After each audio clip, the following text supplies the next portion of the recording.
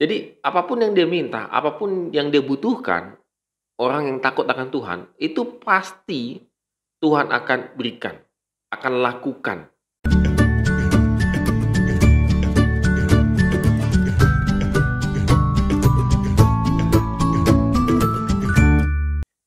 Shalom Good Readers, apa kabar hari ini? Kiranya Tuhan selalu menyertai kehidupan kita dan kita tetap semangat ya, karena Tuhan itu tidak pernah meninggalkan orang yang selalu berharap kepadanya.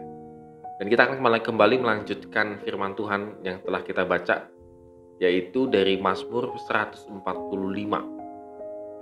ayat 1 sampai dengan yang ke-21. Tetap semangat untuk membaca dan merenungkan firman Tuhan.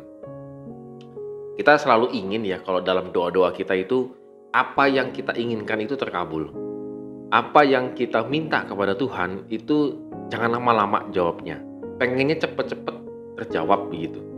Itu secara umum ya, kita pengen sekali punya iman seperti itu. Bahkan boleh dikatakan kita kadang-kadang sudah mendoakannya lama sekali gitu ya. Kok ini nggak dijawab-jawab sama Tuhan, dan masih dalam satu pergumulan yang nggak gampang dalam kehidupan kita. Nah, pada hari ini kita belajar dari Mazmur 145, bagaimana kehidupan Daud itu selalu memuji dan memuliakan nama Tuhan. Dia itu selalu worship kepada Tuhan. Kadang-kadang ini yang lemah ya dalam kehidupan kita ya, bahwa kita itu kadang-kadang kurang worship kepada Tuhan, memuji dan menyembah Dia. Nah, kita bisa melihat bagaimana Daud itu menginterpretasikan ataupun boleh dibilang dia merenungkan kehidupan dia itu sambil memuji Tuhan. Lihat yang ke-8 contohnya. Tuhan itu pengasih dan penyayang, panjang sabar dan besar kasih setianya.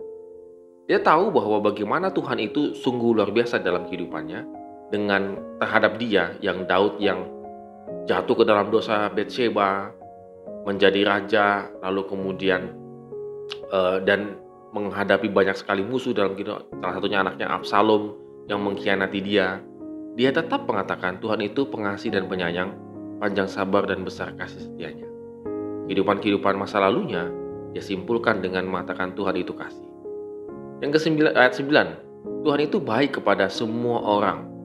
Jadi boleh dikatakan bagaimana kebaikan Tuhan itu bukan hanya dalam kehidupan Daud, tetapi kepada semua orang yang ada di sekeliling Daud dan juga kepada rakyatnya bangsa Israel. Ini adalah satu pujian yang sungguh luar biasa yang direfleksikan oleh Daud. Di ayat 14 misalnya, Tuhan itu penopang bagi semua orang yang jatuh dan penegak bagi semua orang yang tertunduk. Daud sadar bahwa hidupnya tidak selalu tegak, tidak selalu jaya, tidak selalu menang dan seterusnya. Tetapi Tuhan itu selalu menopang setiap langkah kehidupannya. Tuhan itu selalu datang kepada dia untuk membangkitkan dia. Nah, ini boleh dikatakan good readers, apakah kita sampai memahami sedemikian dalamnya ya, bahwa ketika saya jatuh, gagal dan seterusnya, Tuhanlah yang menopang kehidupan saya. Nah, dari sini semua bagaimana Daud itu mendeskripsikan Tuhan melalui pujian dan kesaksian dia, maka dia meyakini di ayat ke-19, ia melakukan kehendak orang-orang yang takut akan dia, mendengarkan teriak mereka, minta tolong dan menyelamatkan mereka. Dengan kata lain good readers, Tuhan itu nurut loh kepada orang yang takut akan dia. Tanda petik nurutnya ya.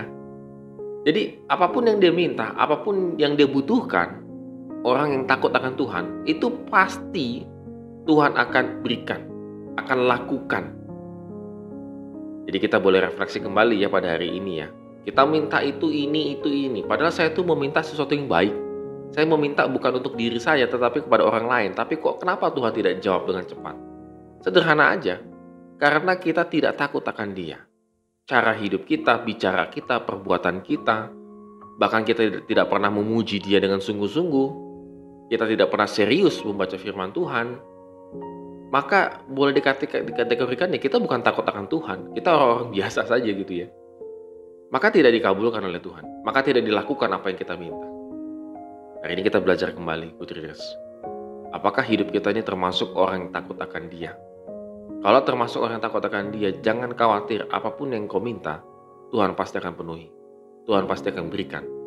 Karena kita sejalan dengan Tuhan. Mari kita renungkan firman Tuhan pada hari ini. Amin. Kiranya Tuhan memberkati kehidupan kita hari ini.